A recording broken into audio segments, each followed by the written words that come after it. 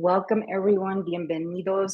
My name is Isabel Moreno. I'm the Director for Admission and Financial Aid at the University of Utah at Cooney College of Law in Salt Lake City, Utah. That's where I'm coming into you from today. A lovely day. I can't probably, Dean Schroll has an even more lovelier day down in Miami, but I am here with a lovely group of professionals in law admissions that will help you learn a little bit more about how some strategies about how to select the schools that you're intending to apply for, as well as, once I've been admitted, what are some of the considerations I should keep in mind as I am going through the selection process.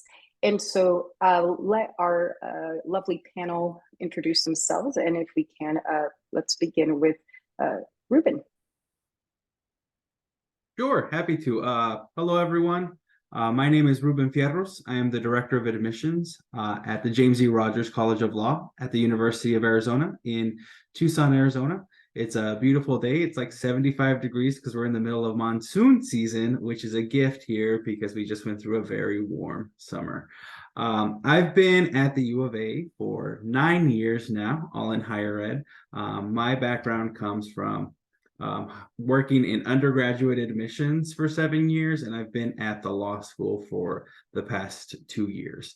Born and raised in Tucson, I'm a first-generation college student. My family comes from Sonora, Mexico, and I'm excited to share a little bit more about the experience that I've had working with students like you, our journey, and just making sure you have enough information that makes the most sense for you and your family. So thank you for tuning in today.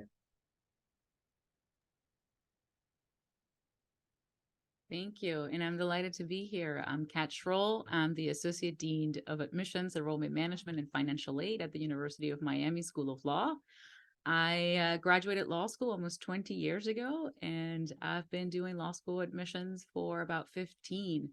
And for me, this job, as a first generation college student and daughter of immigrants, I had a very hard time navigating the application process on my own. So I learned early on in my career as a lawyer that I actually found tremendous joy doing this job because I really felt fulfilled helping students navigate the road to their dreams. And 15 years later, I'm still doing that. And I am very excited to get to talk to you about the application process today.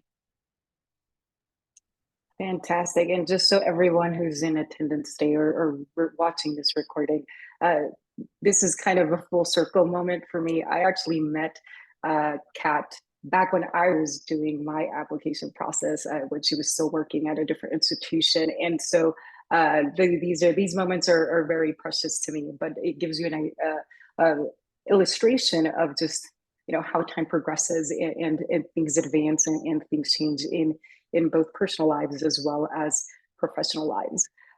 So with that said, let's go ahead and get started on taking a deep dive into this. So, we talked about how we're coming in from potentially other countries, children of immigrants, first generation status.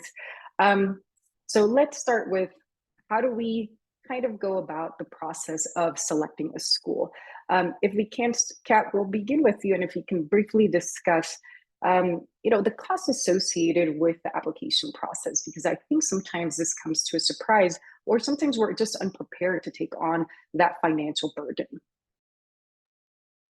Absolutely. So the cost associated with the application process is something that applicants should really take a good look on very early on in their process, so that you're able to really set up a timeline on how are you going to be able to manage these costs and or apply for potential funding available to help you with those costs over time. And I get to both sides of it because I want to make sure, if you learn anything from this, is that there are resources out there to help you navigate this process and also minimize the cost of this process. So some of the costs include the LSAT registration, which is $222 today. I'm not sure when you're going to watch this webinar, but all of the information around cost are on lsac.org, cost and fee sections. It will give you the breakdown of everything you need, as well as the credential assembly service process, which basically is the process in which LSAC aggregates all of the documents around letters of recommendation and transcripts, and does the transcript summarization process so that they're able to package it, authenticate it, evaluate it, and send it to the law schools. That process is another $200. And then anytime you send that report to law schools as part of your application process, that's $45 per school. And then there's other costs that could tack on, like, for example, if you wanted to see your score before you're able to accept your score for the LSAT, you would then look at purchasing score preview. And then if you need to change the test date, then you're looking at test date changes. And then you're looking at application fees for each of the law schools. And I'm only summarizing right now the LSAT/LSAC process, because that's what the majority of law schools in the country accept. However, please note that there are other ways in which law schools today are accepting applications, and some of these costs may vary. Like, for example, if you're taking the GRE, the costs associated with testing there are different, as well as if you are doing the JD Next program, the costs associated with doing that path are also different, but that's why it's really important to understand where you're applying to and what the requirements are, which we'll get to. But before we get there, I want to make sure that we know that these costs should not prevent you from looking at the application process, and it shouldn't stop you from applying, because if you are a student who is financially under-resourced, and when you look at these costs, you're like, how am I going to pay for this?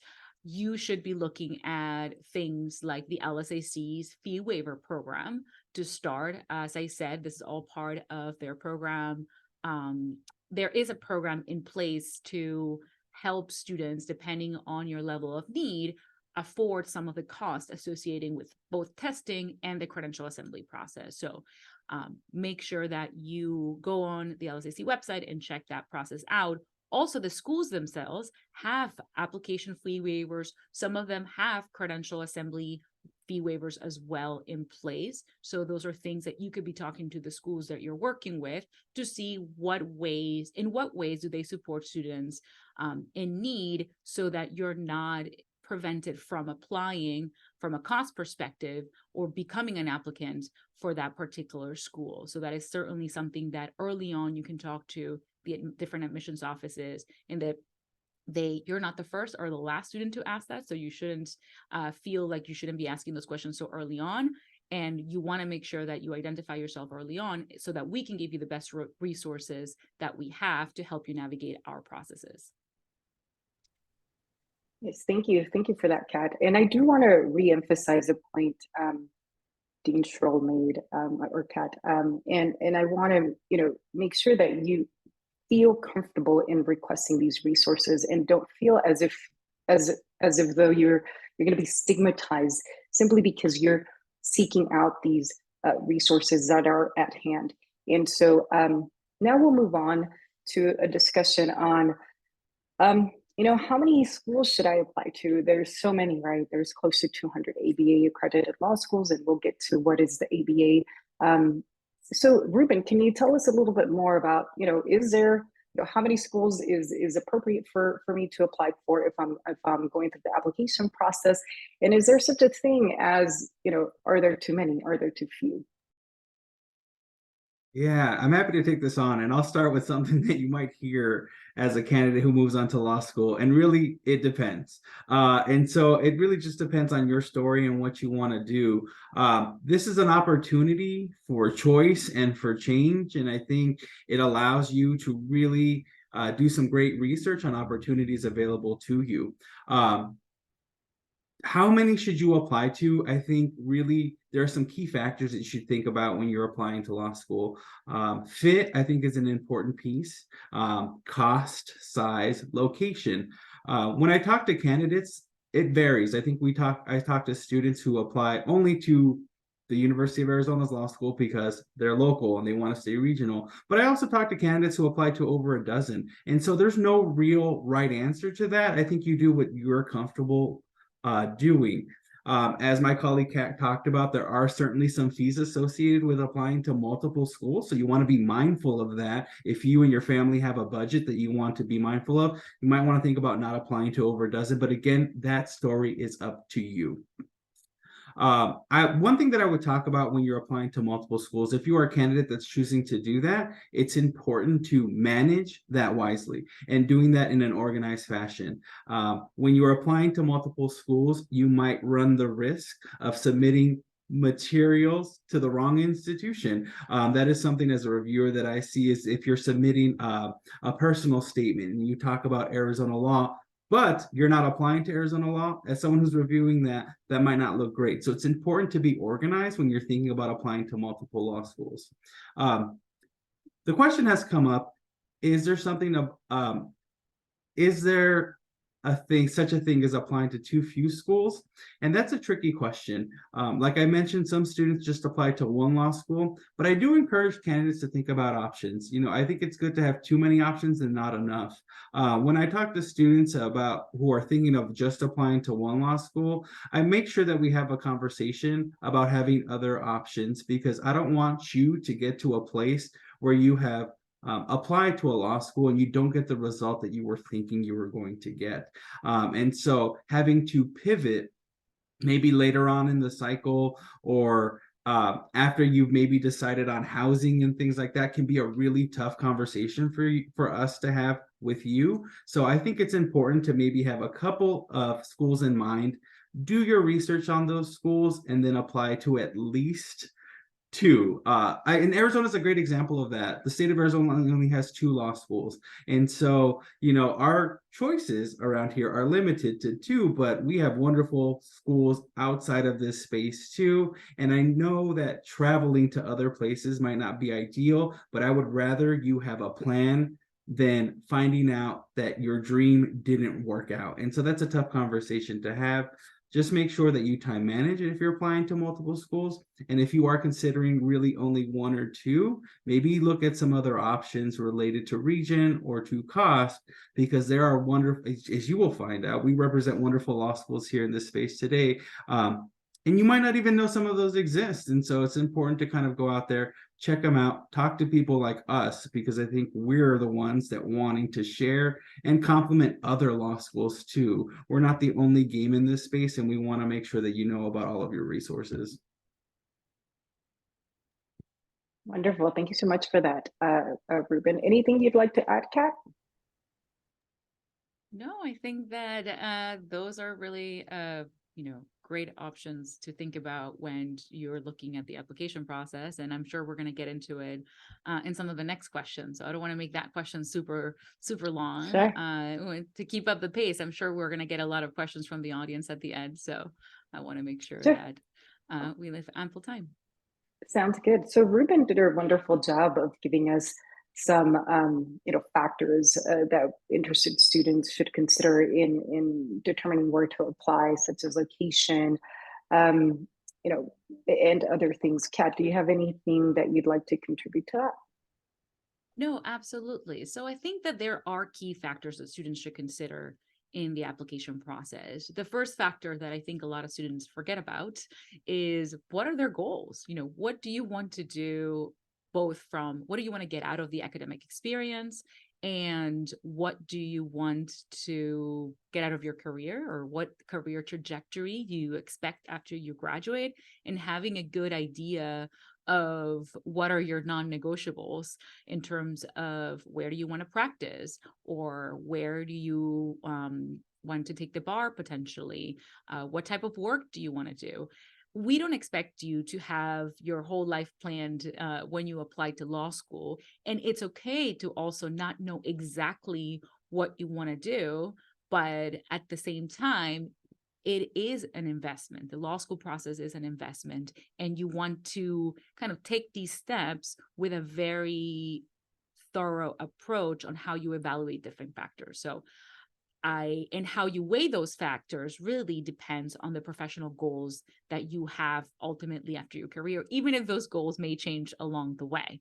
So I'll leave that as a caveat that as admissions people, we know that 90% of you are going to change your mind of whatever you put in your personal statement. And that's okay. And we want law school to be, to an extent, the vessel that really shapes your dream a little bit more because you'll actually have exposure to the profession itself if you haven't before, to future mentors, to different types of career opportunities. You may get into courses that at that point you may not have ever thought about that as a career choice. And then now you're in a class and you're like, I think I can do this the rest of my life. And that's the beauty of the law school experience. But there are some reality factors about, for example, location and where you're willing to live, that the best job or, the best opportunity may not, like there are some states maybe that you're like, nope, I would never live there. And that is something to know when you're coming into the application process. We want to encourage students to cast a wide net when they're applying. Don't narrow your choices because you're not going to maybe have a good idea of all of the options out there, both in terms of scholarship aid and opportunities, unless you're basically submitting an application to those places. And you have to balance it obviously with cost. So a way to narrow is, are you willing to live there after you graduate? Are you willing to develop employment ties, right, during your time in law school in the location that you are going to law school? And more importantly, if you're not planning to stay there for law school, something to always look at is, what are the ties that that institution has with locations that are attractive to you in terms of legal markets?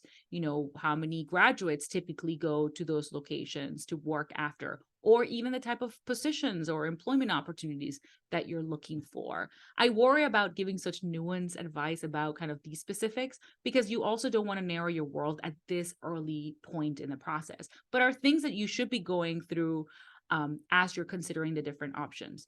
The other big aspect of the selection is, what are the academic offerings of the institution, and do they have areas of study that you're interested in?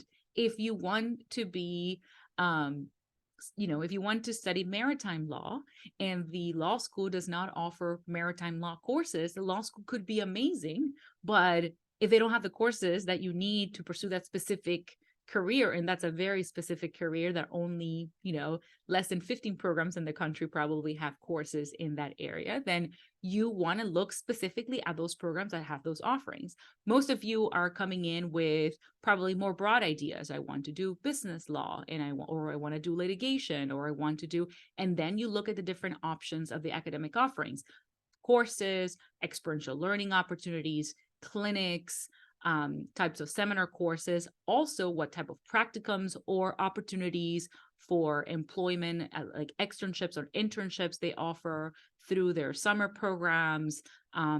What does their career development or structure look like in terms of providing you professional development opportunities to get into those areas? Those are all pieces that you want to consider as you're looking again at your academic choice, and that do they have the academic offering itself, and also how do they help you navigate the different choices academically so that you ultimately get to the career outcome that you're looking for. Experiential education is a big aspect of this, especially as part of your second and third year. You'll have the opportunity to kind of have hands-on learning and have courses, as I mentioned, clinic, or externships and internships where you have mentorship, whether it's from working professionals or faculty members that are the attorneys in those clinics that are going to supervise your work as you're navigating the legal profession and getting that experience, so that you can see whether this is the type of work that you actually want to do in your career. So that if they offer those opportunities, that may be a really good way not only to get the exposure to the career that you may want to do, but also start building that mentorship network that you will need when you graduate to be a successful learner, because the legal career is a career that you're signing up for to learn for life. And if you didn't know that before the seminar today, I can tell you that that's one of the beauties of the legal profession, that you get to learn for life, because laws change and you as a lawyer evolve and learn as you navigate your career, and things change, and you always kind of know how to stay on top of things and how to continue to learn for the rest of your life. So student body and class size is something else. Kind of what environment do you learn best? what are the things that you're looking for in the actual classroom experience? Do you want a lot of students in the community that you have things in common with? Do you want classrooms where you have a smaller student to faculty ratio so that you're in a much smaller learning environment? Or do you prefer a much larger classroom? And there are law schools that offer a mix of both. So, some courses are bigger, some courses are smaller. Also the type of informative courses. Some of you may be looking at taking online courses for second and third year so that you're able to take externships in other states. Does the law school offer online format opportunities for you to be able to take courses online during your second or third year? Similarly, if you're looking for courses that are different types of courses, basically like seminars where there's a lot of writing components, or practice-based courses, like, for example, transactional skills courses or litigation courses where you're very much learning how to be, standing in a courtroom and actually knowing how to navigate pieces of evidence and evidence discovery and things like that. That's really something that certain courses in certain schools will be able to provide. And the type of kind of classroom setting will be something that may be more or less attractive piece of this equation when you're looking and evaluating law schools. What are the study abroad opportunities if you're somebody who really wants to have that as part of your law school experience and have the opportunity to travel and have the opportunity to experience being a lawyer elsewhere and or learning the law elsewhere. So that's another piece of distinction. Similarly, having the opportunity to do joint degree programs. If you're somebody who is already approaching the legal career as a much more intersectional career with other careers, maybe you want to get an MBA while you're in law school, or you want to get a master's of public health while you are going to law school, because that's a type of career or type of area in which you want to kind of navigate towards, and you would benefit from having this more interdisciplinary education as part of how you set yourself up for careers in health law, for example.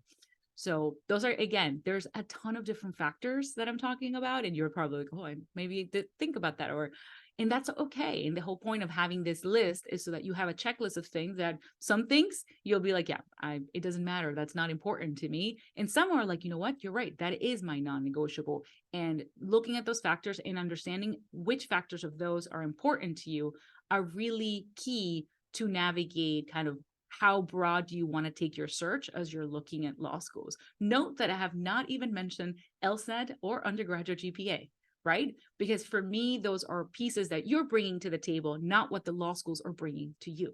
And in the assessment of where to apply, you should be conscious to an extent of what you're bringing to the table as a student and what your LSAT score are in undergraduate GPA are as you're applying. But at the same time, I presume that you may be looking at law schools and looking at the law school idea way before you're maybe taking the LSAT. So you should dream big. You should, make sure that you have and are applying and considering all of the law schools that you want to apply to, and then look at the different ways in which you can demonstrate as an applicant that you are an excellent fit for that institution. But in the meantime, you get to look at the whole spectrum and look at all of the different law schools and opportunities the law schools offer. Some of the other things that are also important to consider are the facilities of, the resources. Some schools are part of a large public system institution. Some are a private institution, and some are standalone law schools that they're independent and operate independently, and they're not part of a big system structure. And there's, pros and cons to both approaches, and students to an extent can make those decisions as they're looking at the different types of law schools. Also identifying the student support piece, which ends up being, again, a lot of students leave it to the end of the list because maybe it's not as obvious when you're looking at the different, statistics and facts and so on. But believe me when I tell you that when students that are navigating law school and they find themselves, whether is having a difficult time navigating the class or just difficult time navigating a new academic setting, the support services of an institution is what gets you through, and it's what makes you a good law student every day to having those resources available to you. So understanding what support is available for students, whether it's from the well-being perspective or from academic achievement perspective, or many other ways in which law schools support their students, is another important aspect of making sure you understand what the village of people around you look like when you're navigating the application process, and more importantly, when you're navigating the law school journey, and who are those key folks that are going to be in your life, mentoring you, advising you, letting you navigate these different decisions about courses or about which clinics to take or what externship opportunity makes sense. So again, it could be from the career aspect side, from the academic achievement side, but also very importantly the well-being side of making sure that you have the resources that you need so that you can navigate law school appropriately. I could spend another hour talking about different factors, but I know we have a lot of topics to get to, but I hope that at least that answer gives you kind of the broad range of the different types of factors that you should be considering as you're making this very serious decision and investment to go to law school. Absolutely. And one thing I want to touch on that both you and Ruben commented on were like basically when considering location and geography, right? I think one thing that's important to touch on is, as a community, while we're not a monolith, if we don't all move in the same direction, it is very common that in the Latinx community, we tend to make selection of where to apply and where to attend simply by virtue of proximity to family. And I realize that is very important. But as you can hear from some of the things that Ruben and both Kat touched on, there are so many considerations. And while I realize some of us don't necessarily want to be sometimes too far away from family and loved ones, it is important to consider, as Kat mentioned, what your professional career goals might be. And if the school that might be most proximate to you is not the most apt to perhaps support those efforts, then perhaps it's important to consider institutions that are not necessarily within one's geographic region. So with that said, Ruben, earlier we talked about ABA and ABA accredited, right? So what is the ABA, and what is the difference between, for instance, an institution that might be ABA accredited and one that might not be? Yeah, happy to take that on. And I think as an applicant who begins to explore law schools, you're going to hear a lot of different words or acronyms that LSAC or ABA and all of those things. And you might not be familiar with what any of those are. Trust me, I didn't know what any of those were until I started working in law school. So that is okay if you're not understanding what any of some of these acronyms are. We're here to help. So let's start with what the ABA is.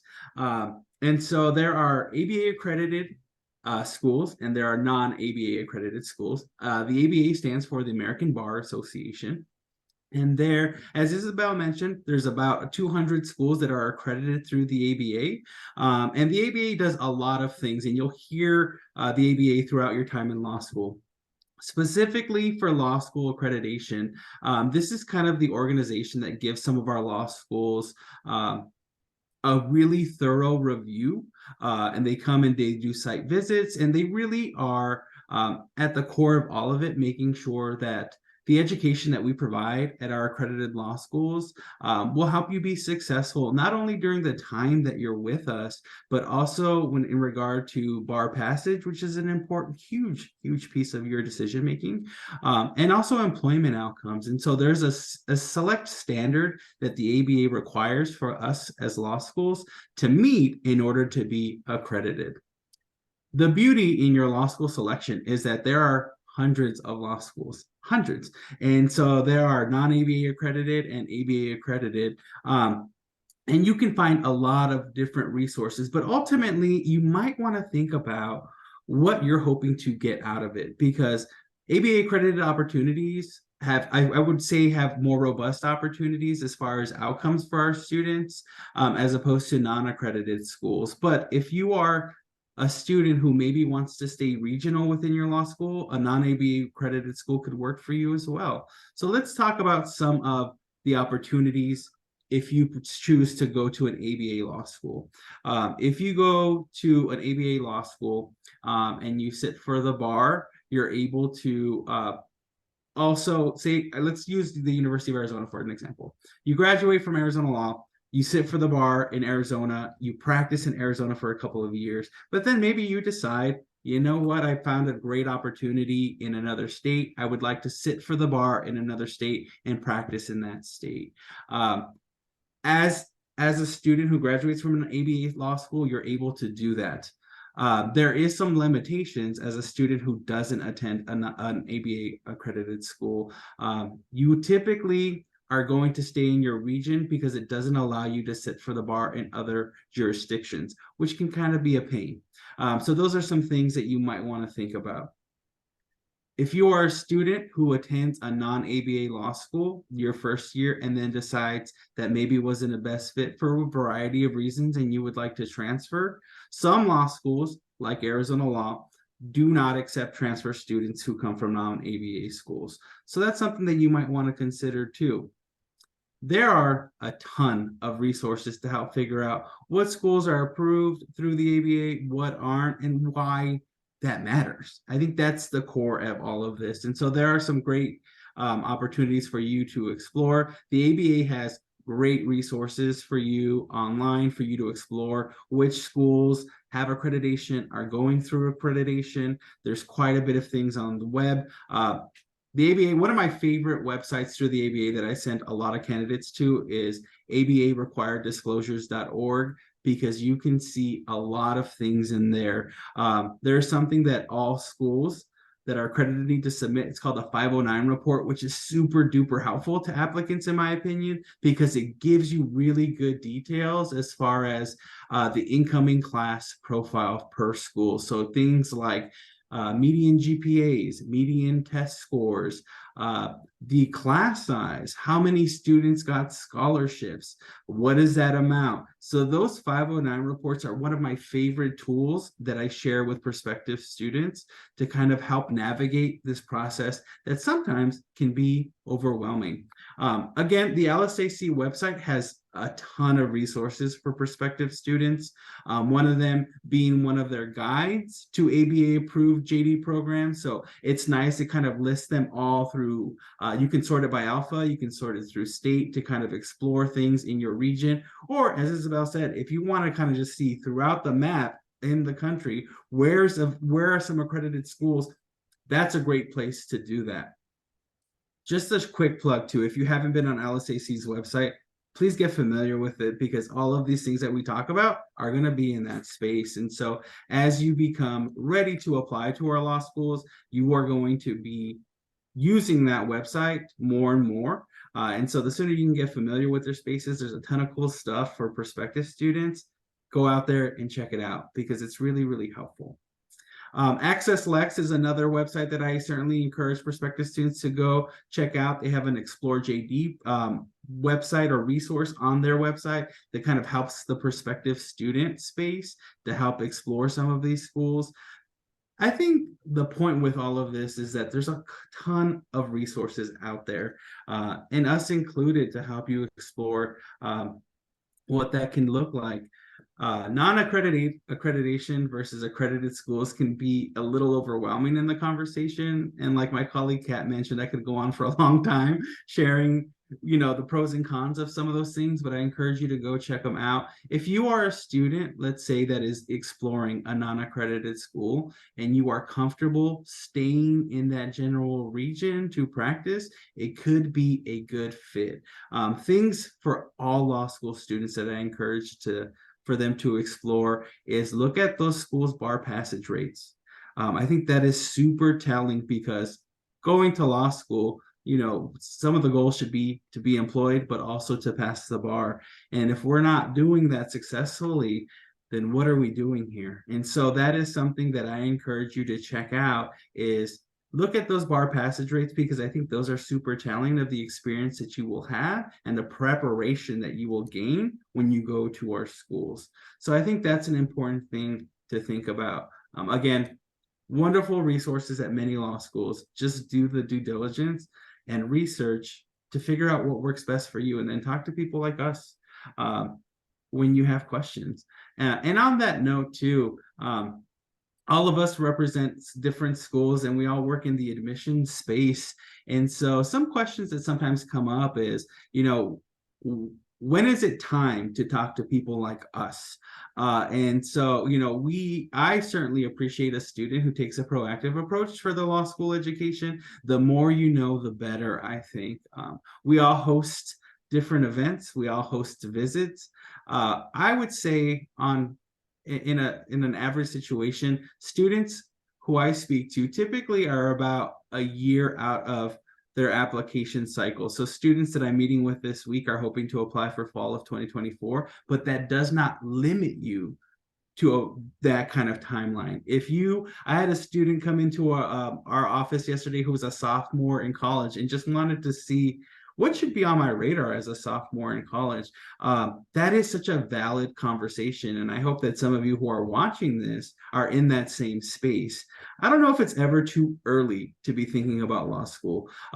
Certainly, you might want to gauge when you take a standardized test closer to when you hope to apply, but not necessarily the case. I think once you have determined when you want to go to law school, that kind of gives you a nice little timeline of when you want to apply. If you are a candidate watching this now and wants to attend in fall of 2024, this is the time that you should be talking to us in our spaces.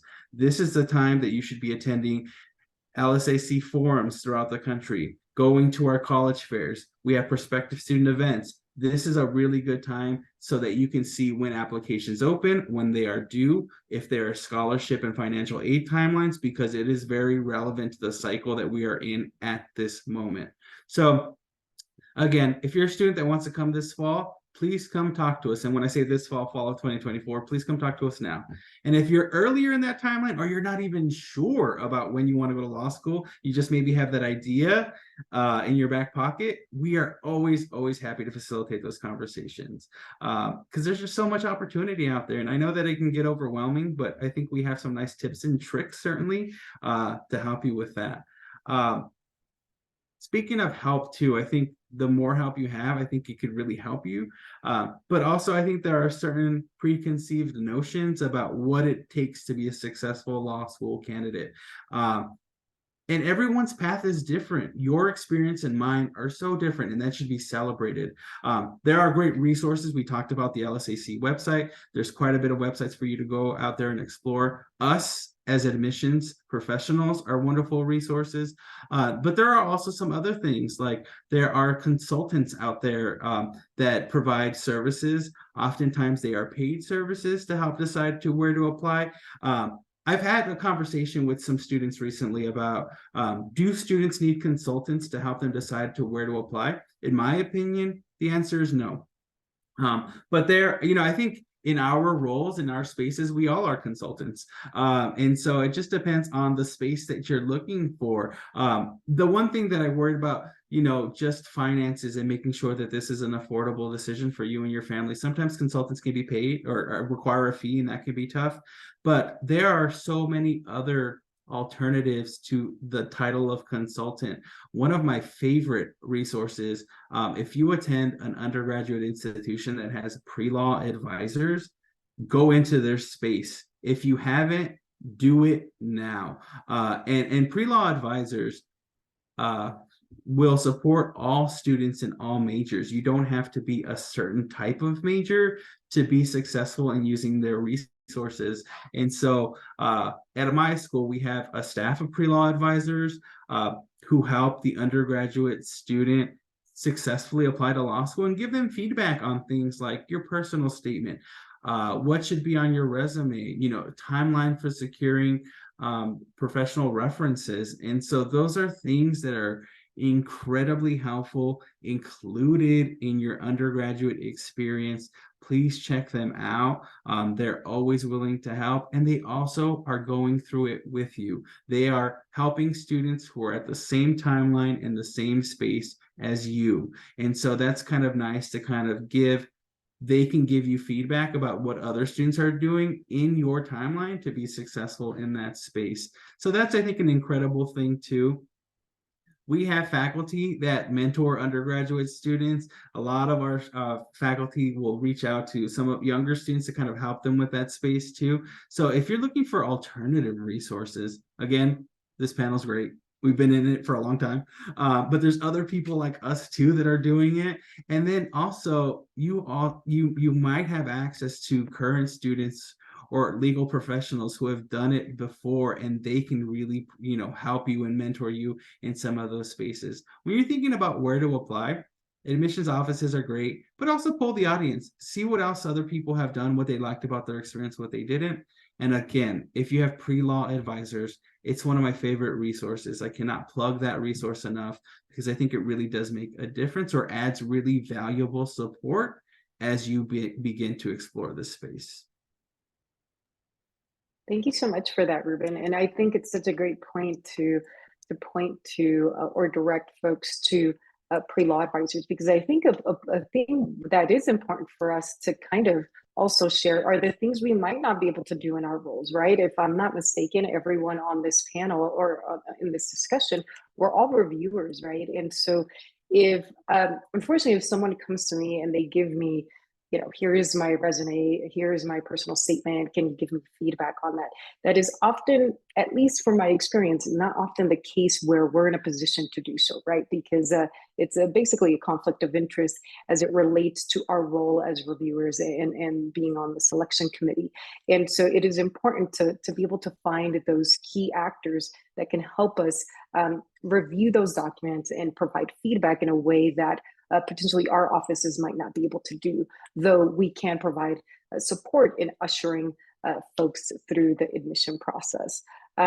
So Kat, I have now, sat for the GRE or the LSAT, the entrance exam, whatever it might be.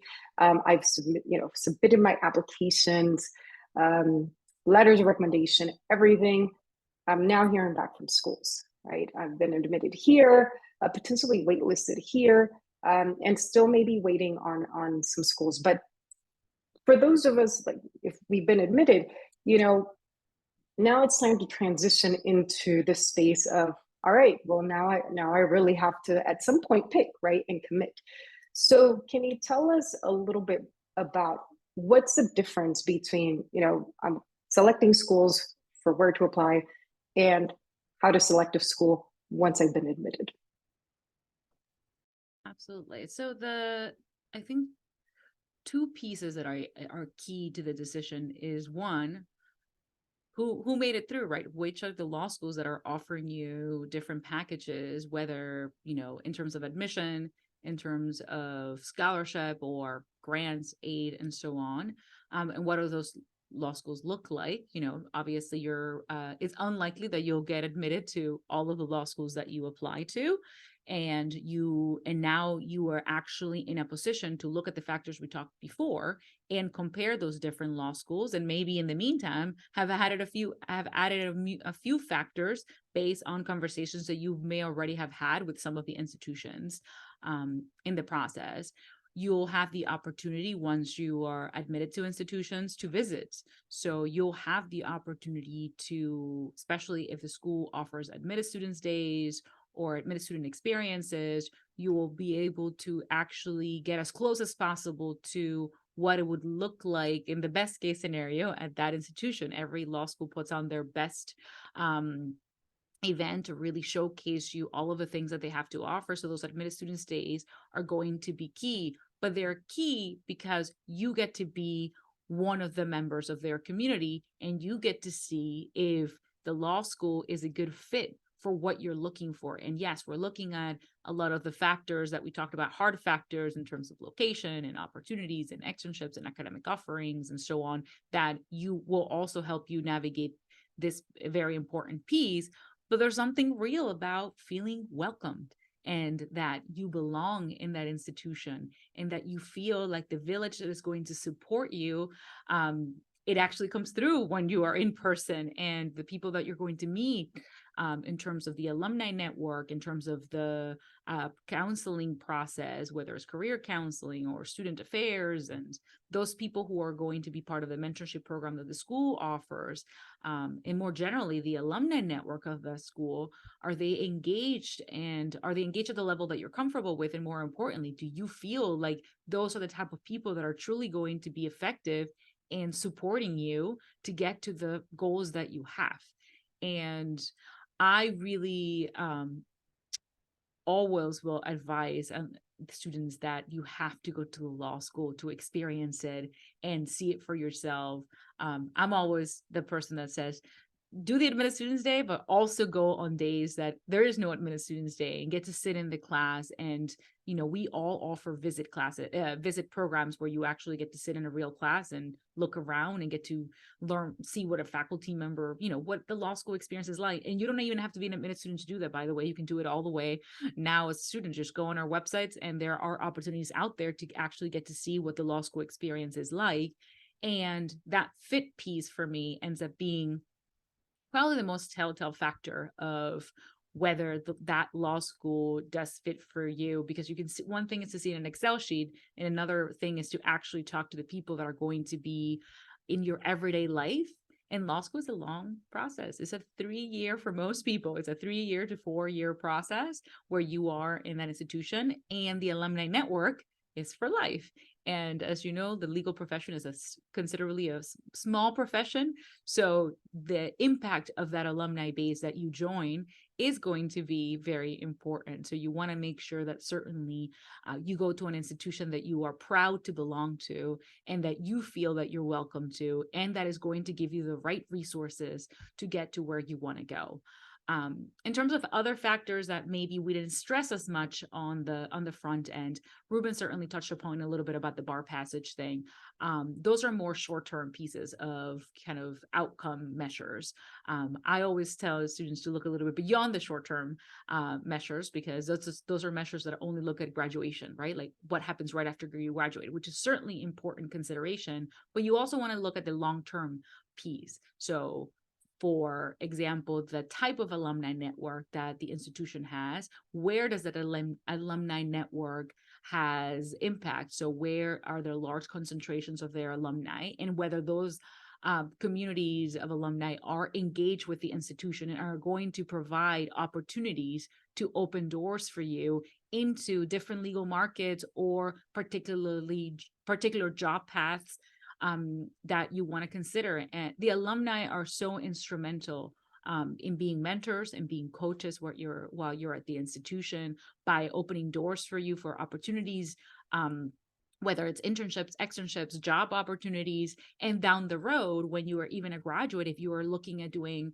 career changes after, you know, you try it out, you go to one particular position and decide that's not what I want to do, and you got to go back to square one, and you want to kind of, you know, go from private to public sector, or public sector to private sector, or, you know, different types of career paths outside of the traditional, maybe legal profession. What does the alumni network in place look like in all of these different areas, that you're going to have the best resources and best mentorship opportunities to navigate those tough decisions in your life? So those are another way to look at outcome-based, kind of like the outcome-based approach of looking at law school, that are not just maybe so immediate, just because for some institutions, the graduation information may be very relevant to their state. For example, does the state offer a lot of judicial clerkship opportunities? So there may be a larger number of folks doing judicial clerkships in the state right after graduation. So the metrics may not really be a good overall assessment of that particular institution. And you may want to look at more 3 years. What does the 3-year graduation population look like? Those have graduated 5 to 10 years and so on. Without doing too much research, LinkedIn is an amazing tool, which allows you to look at kind of any law school and any alumni who have selected to identify themselves as part of that school, the same way that it works for undergraduate. And you can see kind of for any law school, you know, who is an alum in New York and what are they doing? And you can even break it down by different areas of practice. And that's certainly a good way to see who is engaged with the institution in terms of who is part of the institution's legacy and that could potentially be part of the network that mentors you down the road. So again, this is another one that it is a very important piece of the assessment that shouldn't be scary, that should be really, I think most students find it probably one of the more difficult decisions that they will make, because you're always down to 3 schools somehow.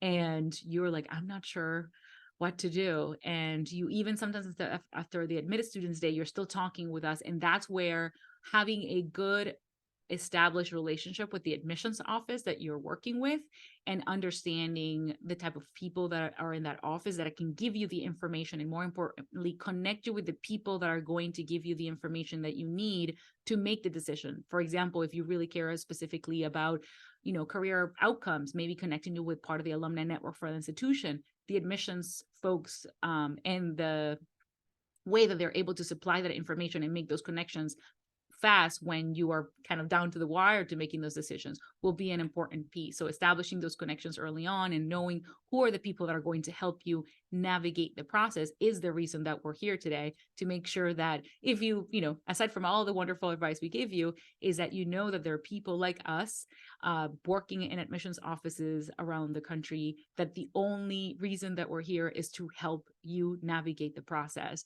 and that we're not here to convince you to go to our particular institution. We're here to provide you information about how our institution may be a good fit for you and how our institution may fit your professional goals.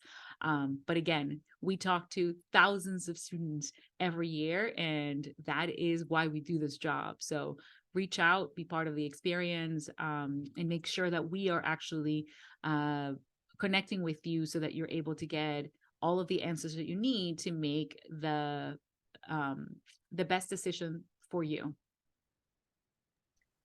Thank you for that, Kat.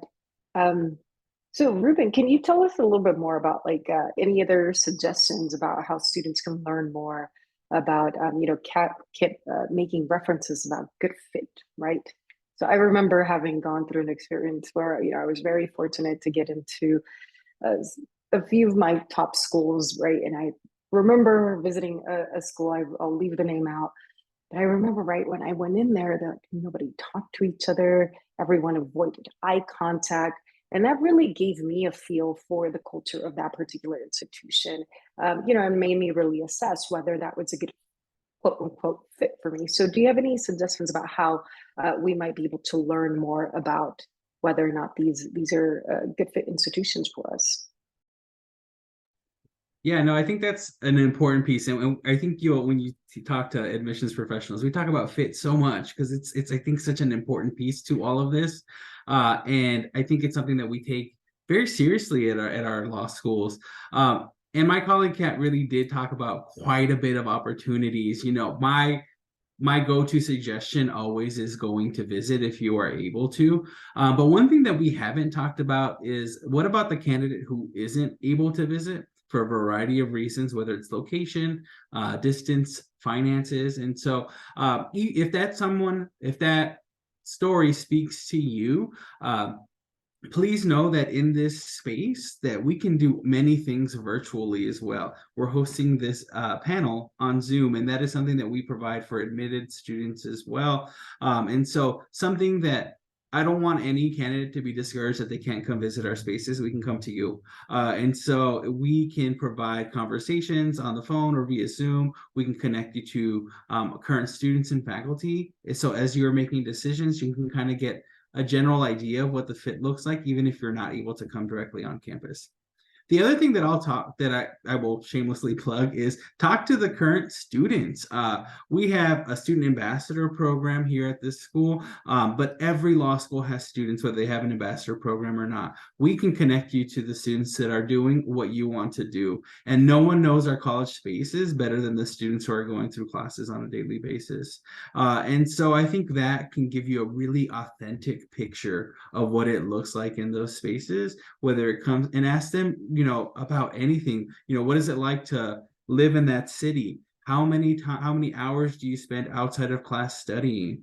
How do you make friends? How accessible are the faculty? These are all very valid questions. And these are things that you should maybe be thinking about when you think about fit. And so those are some things that are incredibly important. Ask the schools that you're interested if they have a virtual admitted student visit, if you're not able to make it, or if they're not, maybe have a one-on-one with them of things that you want to discuss. If it's career development, if it's clinics or externships, those are all valid things. We can maybe connect you with the faculty if available. So I think those are some things that you want to think about. The other piece too is just making sure that you select a law school in a place where you feel comfortable living for the next 3 years if you're choosing to do an in-person experience. And so those are, cost of living in certain cities are more than others. How close is the nearest airport if I live far away? So those are some things that you might want to consider as you are exploring these spaces. Again, please talk to current students. Those are super important. And then we can make your resources available to you, whether it's in person or via Zoom. It's very possible for you to get the experience that you need in order to make a decision that works for you.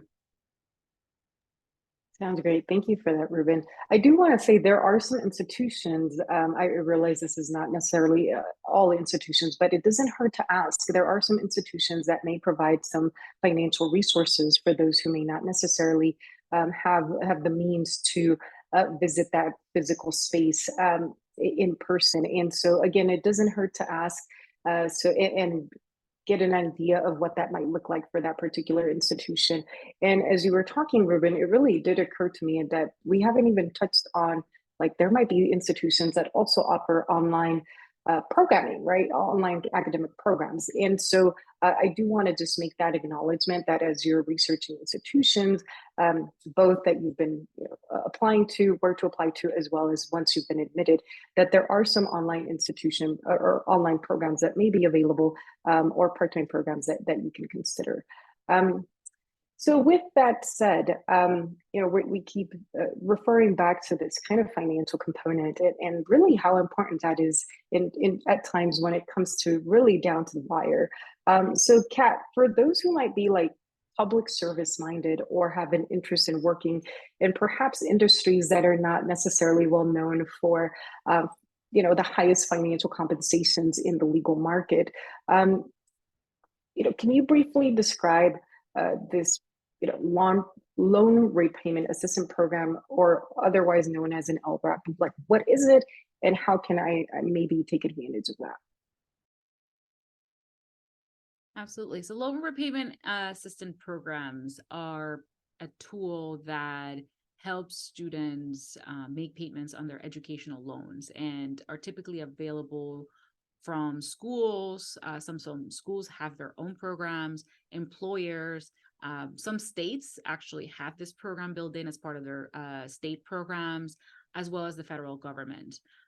The LRAP program, I want to make sure that we kind of have a good idea of how it's different. It's different than other programs that offer relief for folks that want to do public interest work, and the qualifications and eligibility changes with the different programs. So there are programs that are intended to lower your payment amount. So income-based repayment programs, for example, they are there in place to help you lower your payment amount when you are in the process of repaying your loan debt.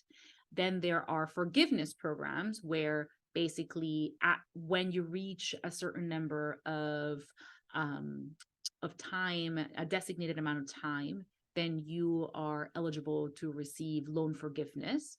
But then LRAP programs are kind of in between, in that they provide you the funds to help make those payments as you're meeting, whether, let's say that let's say you get all three. You're one of those blessed folks that are able to qualify for all three.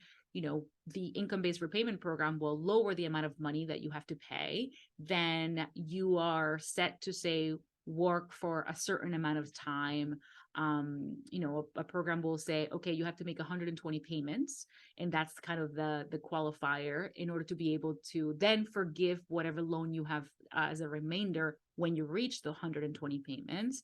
But in the meantime, the LRAP program is who helps you fund those 120 payments in the meantime. So these programs could be a game changer, obviously, in the way that you're able to, after law school, even when you're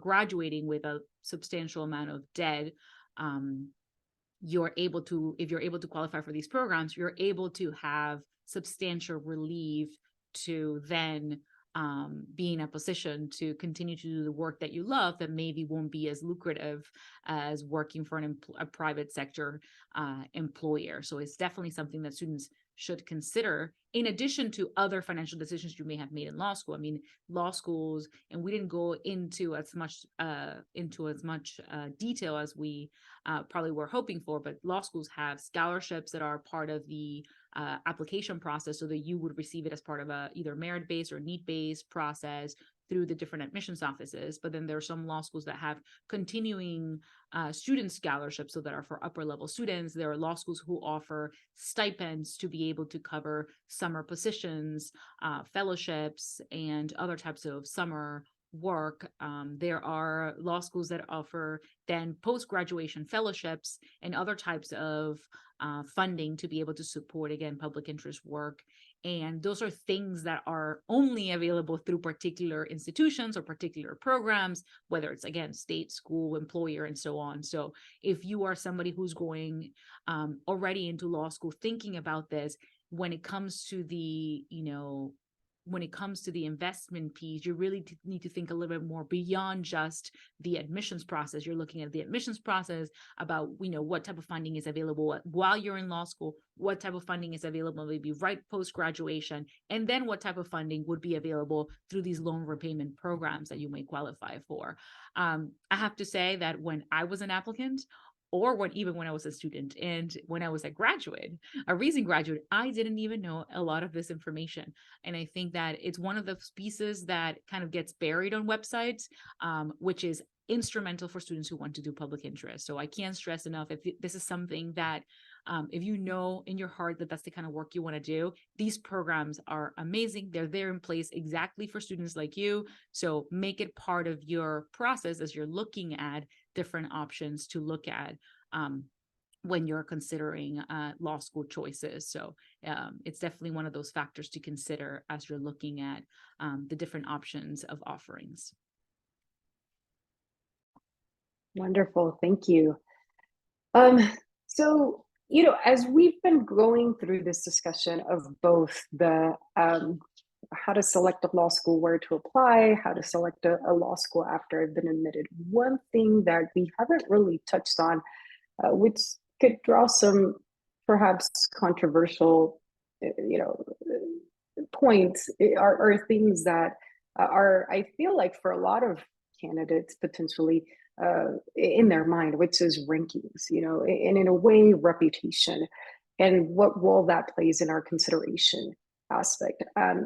So if Ruben and Kat, if you can both just give me your opinions on, what role does that play in our selection process, and what factors should applicants or admitted students, keep in mind when incorporating rankings into their consideration for selection. Ruben, we'll start with you. Sure. Oh, rankings. That is a point of conversation that we have with many students. And so rankings, I mean, can be a complicated thing. I think if you are considering rankings, which is a very valid thing, you certainly should consider them, but it shouldn't be your only consideration, because if you do, I think it kind of doesn't allow you some other opportunities. I think rankings have some metrics that are valid, things like employment outcomes, bar passage rate, that I think sometimes goes into the calculation of rankings. And so I think those things certainly matter to many applicants. But it really does bother me when I attend events or I talk to candidates who say, I'm really only looking at the T14 schools, or I'm really only looking at schools in the top 50 or whatever it is, because I think it really doesn't allow you to really explore other opportunities that could really benefit you, as far as fit, especially if there's, as Kat mentioned, maybe area of legal interest. Some of these schools might not have that. But more importantly, finances. Maybe students who can get fully funded in a school that's maybe not in their parameters, as opposed to not maybe getting as much robust funding in some other school situations. So if you are going to consider rankings, you can absolutely do that, but please make sure that you consider other things too: fit, employment outcomes, legal interest, community, size. All of those things are certainly important.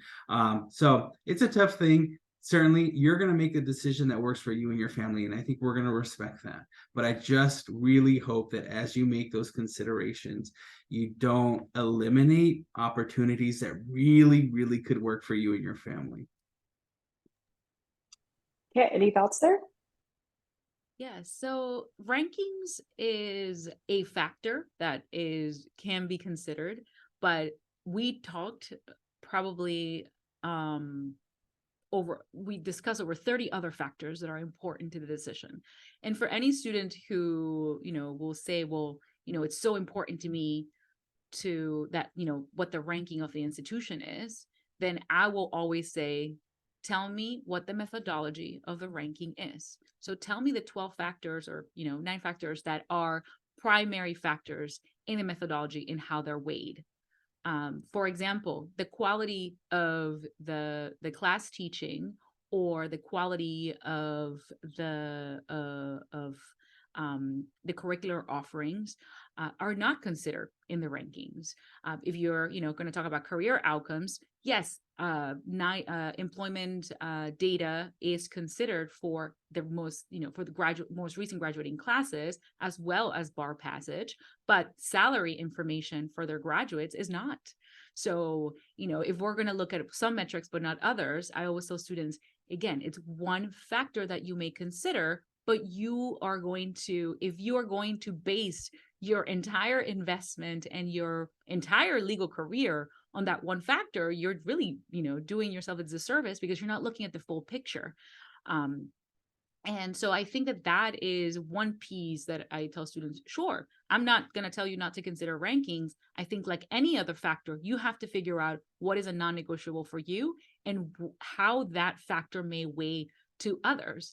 It is ultimately, a very specific type of review. It has a methodology, meaning that it's a public information about how this number or metric and what is considered and what is not.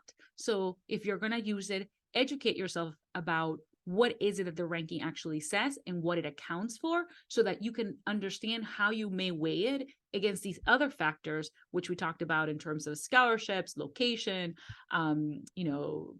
research opportunities, mentorship opportunities, alumni network.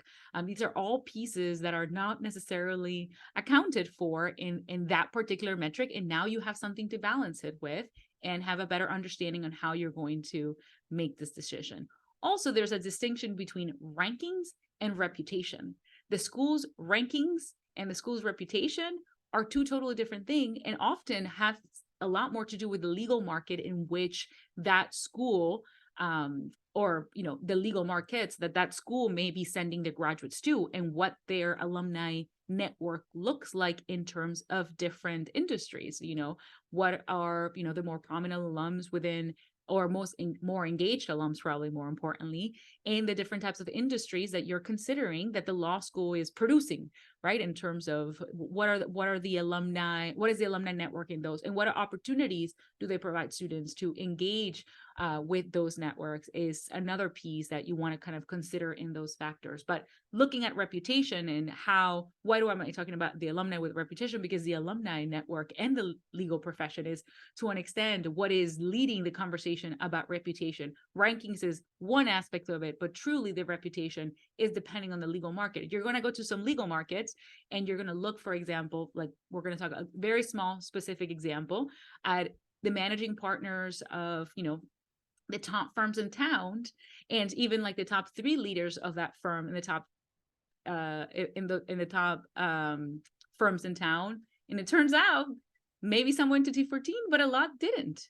And I think that that's a piece. And there's going to be some law firms where they're going to all be not T14, but maybe top 3 law schools. So I think, again, understanding, I don't think anyone, when they talk about, or maybe there are some people out there that say, don't look at rankings. I think it's more about making sure that you understand how you're using it as a tool to determine what is the best fit for you, and understanding what's behind, whether it's the ranking and whether, again, reputation and so on is anecdotal or real. So look at the information, look at the statistics, look at the legal market that you're looking for. Do your research. If anything, I've been consistent on is making sure that you look at everything that is in front of you, and knowing that there's a lot of information to look at and a lot of research that you can do. And it is an investment, and you need to put in the time to really understand all of these pieces, not all at once. You don't have to do it before you necessarily submit your applications, but certainly before you make a decision that is going to change your life. Law school is going to change your life no matter where you go, but some law schools may be a better place for you to blossom than others. Thank you both for that. That was wonderful. I mean, and again, right, very much takeaway. Understand what that ranking means to you. And also, just to kind of fill in some gaps here, I think for the most part, we've been talking about the U.S. News and World Report. So for those who are unfamiliar with that, just know that U.S. News and World Report is pretty well known for producing rankings and publishing rankings, not just for law schools, but for medical schools, undergraduate programs, and so forth and so on, as well as even specialty areas within institution. And so that is out there, but that is only one of actually a few others ranking systems that might be available. And so if you are turning to that as a source of information, be sure to as Kat indicated, be sure to inform yourself about the metric system they're using to determine rankings. And so, as with any great thing, everything has to come to a close. So with that said, for both Kat and Ruben we'll start with you. Closing thoughts here in terms of, you both have graduate or professional school education. In terms of considering your higher education journey, what do you wish you would have done differently personally for yourself through your admission processes? And similarly, what would you keep the same? This is such a good question. I love a time for reflection, and I think it allows me some time to think about my journey and what I chose to do. Let's start with things that I would change. As a first generation college student, I just didn't really know what was out there. So my limitation, I think, that I imposed on myself was location. I know I didn't really want to go that far away from my family because I'm deeply connected with my roots and my family and my community. And the thought of going out of state was just not really an option for me because I just wasn't sure I was able to do it. And so, unfortunately, I think that really didn't allow me to explore some schools that would have been an incredible fit for me. And also, I highly encourage students to go explore other places outside of their hometown.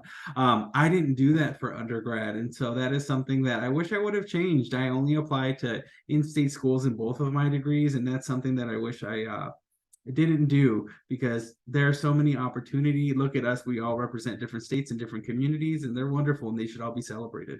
And so those are the things, that's the thing that I would change. The one thing that I would keep the same that I think helped paint a clearer picture for me was I sat down with my family at time of decision making for both programs and crunched numbers. I sat down with my family and said, here are the opportunities that I have. Here's the funding that I may or may not be receiving from each school. This is what cost of living would look like if I chose to move. And so on a budget, what does that look like for me? How does that impact my family? What does that look like for student loans? And so that was something that I think having a physical meeting with my parents about what that could look like for me really, really helped. And I think opened my eyes as far as what made the most sense financially. One of the deciding factors for me was money. And it will always be for education for me and my family. And so that was something that I really was proud that I did, because I thought that proactive approach really did help me as far as taking on accruing debt in the future, and making sure that I chose something that financially not only did impact myself and my education, but also my family, which was something that I really, really wanted to consider. So that was something that I was proud that I did, and I would continue to do should I take on other degrees. All right, Kat? There's so much you can say for this answer, because when you have hindsight, you think about all the things you could have done, right? And at the same time, I'm one of those people that believe that the journey teaches you so much, and I wouldn't be here today without maybe some of that adversity that you have to kind of go through in life to get to where you are. I think what I would keep the same is that for me, the journey was very difficult, but along the way, I started finding people that helped me.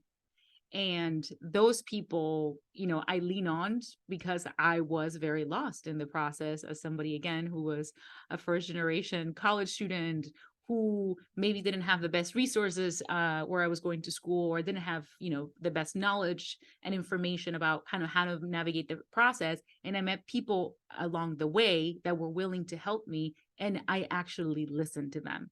There were people who I admired, there were people who I respected. There were often people that looked like me and who were part of my community, and I wanted, and they were like, we did this, and this is the mistakes that we made, and this is why I'm giving you the advice. And just having and building those mentorship relationships in college, especially, whether it's in your institution or outside of it. For me, that mentorship actually came from an admissions person that I met along the way. And that definitely changed a lot of how I navigated the decision, and probably why I chose where I wanted to go, because I felt that it was the place that would give me the best tools for me to navigate law school. And just because that decision was best for me doesn't mean that that's the same decision that everyone should make, but it's more of how do you come about the decision. So I think that today we spent a lot of time about how you come about to that decision, and maybe all of the things you should think about. But really, the bottom line is this is a big decision that at the end of the day, you have to be comfortable with. And often in this process, because law students are folks that are very high achieving people, and people who make it to law school are people who are high achievers and are talented or bright, and they want to change the status quo, and they want to be better, and they want to change things. But that quality also comes with a super high personal bar. And we make the process much more stressful than it needs to be. So I think something that I would learn from it, aside from trust the process, is understanding what success means to you, and knowing that that definition changes throughout your life. But more importantly, betting on yourself, because you want to be somebody who, you're betting on yourself early on. But I think especially for those that come from backgrounds where you're the first person in your family going through this journey, you feel so much more insecure through the process in ways that maybe others don't. And just sticking to your guns and remembering what your goal is, and understanding that success for the person next to you, which may be that, big law firm job, your success for you may mean working for, a nonprofit in your town and helping your community, and you're both equally successful. Your salary doesn't determine that. It is how the joy that, you get out of your job and what you do every day. And I'm starting to sound like the mom that I am, but I do think that that piece of it, and understanding that as you're navigating these choices, is important. And so that you don't absorb stress that is not yours. So stick to your guns, know what your goal is, and those people that are willing to help you along the way, grab onto them and make sure that you lean on them, and so that you learn from their experience. Because if I would have to do it over, I think that the stress piece of, again, measuring in law school to other people's way of what they think success is for them, I think that's a piece that for a lot of first generation students ends up being very difficult to navigate in law school. And it takes a couple years of perspective to do it. And, for some is maybe work a little bit before you go to law school. That would have been another one where I said it would have maybe helped a little bit more on how I see the career and how I see the profession. And I think that more and more students are working after college before they go to law school. And it's not only helping them, again, gain that perspective, gain the financial security you need to make this investment in yourself, but also give yourself that employment history that may be helpful down the road when you're applying for that job post-graduation. So consider that, and it's okay. It's not a break in your education. It's actually what a great majority of students nowadays are doing post-college before they come to law school. So it's something that you should definitely consider as part of not only buying you time to really make this choice and do all of the things we talked about today. You're going to need more than 18 months. You're probably going to need 2-3 years to really think about kind of what all of these processes are, but also kind of give yourself some time for growth and preparing for this big investment, both personal and financially, when you go to law school. Thank you so much for that, Kat. And that's such a valid point, right? I remember I had 6 years, I was 6 years separated between my undergraduate program and my law school education, simply because to me that was something I wanted to, that was a journey I wanted to take. And so I am, I would say, an illustration of, you can't come back. There is no such thing as if I stop going to school, I will never go back. I certainly understand that there might be circumstances where that might be the case for some, but it's certainly not for all. So don't think that just because you're taking a gap, that law school, I always tell folks, law school will always be there. So it'll be there once you feel equipped and ready to take on that new challenge in your life. But Kat, as you were talking, it made me think of a community that perhaps may feel an added layer of vulnerability, and acknowledging the fact that our audience members may include various people who come from various backgrounds. Could you touch a little bit on, if I'm DACA eligible or DACA minted, how I might be able to figure out, what schools I can apply to, what I might be eligible to, especially as we consider even the component of licensing, right? Absolutely. So there are resources out there specifically for DACA students. LSAC, again, is a place where there are a lot of resources, including information about kind of how to navigate the fee waiver process if you're a DACA student, and DACA resources on the Law Hub site of the LSAC. The other thing I would mention is that if you're navigating the process as a DACA or undocumented student, there are going to be a lot of pieces that are different for you in terms of finances, instead of kind of, again, as you mentioned, the bar information, different state designations or rules. You want to be working with the admissions office, and the admissions office, if they're not willing to work with you and they're not willing to dedicate the time, they are a reflection of the institution. So you want to work with those admissions people to help you navigate the process, because it does look different for you. And this goes kind of for anyone who has different types of adversities or obstacles that they're overcoming. And you want to work with, because I can think of a million scenarios in which there are students who have very specific circumstances that the process that we talked about today is just that much more difficult for you. And you want to reach out to the specific offices and understand how the process would look for you, and how the process could be different for you in that institution, whether it's the application process alone or the whole journey, and how the law school is planning to respond, because again, it's your investment. So you're the one shopping here. And for where is the best place that you're going to go to law school. And I can't stress enough that the admissions office is the reflection of that institution. So you want to start there, talk to the people in those offices, and make those. Now, don't wait until the end of the cycle to talk to them. you're talking to them way before you even apply.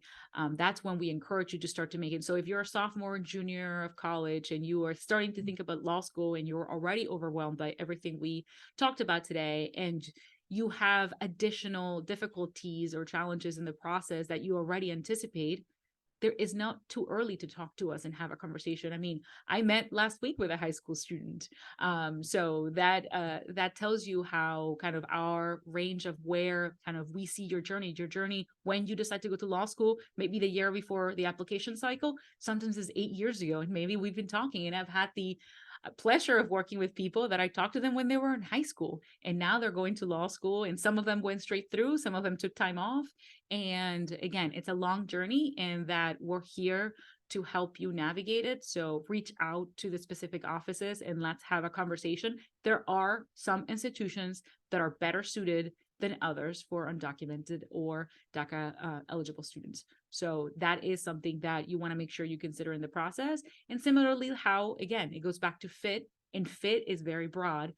So any student who's going through different challenges that may not be accounted for in this application process and how we discuss it, you should talk to us and make yourself known. And if your fear is somehow that the institutions may use that information against you in the application process, then you do not want to go to that institution. You want to go to an institution that embraces you and that creates a space where you feel included and that you belong in. And you want to make sure that you go to an institution where you're going to be fully supported through the time that you're there and when you become an alum. So we look forward to talking to you, and that's why there are many of these webinars that we have, and so that you can see the range of the type of people that are behind the scenes working to support you, to help you navigate this journey. So we look forward to hearing from you. Thank you so much for that. And with that all, thank you, Ruben. Thank you, Kat, for your time and for sharing your wealth of knowledge. For our audience members, thank you so much for tuning in to today's session. Don't forget to, and I am going to shamelessly plug the other components of this series, where you're going to learn about the application process, resume building, the LSAT, so taking a deeper dive into the LSAT and the GRE. So don't forget to tune into the other components of this YouTube series. With that, thank you again, and we'll be talking to you soon.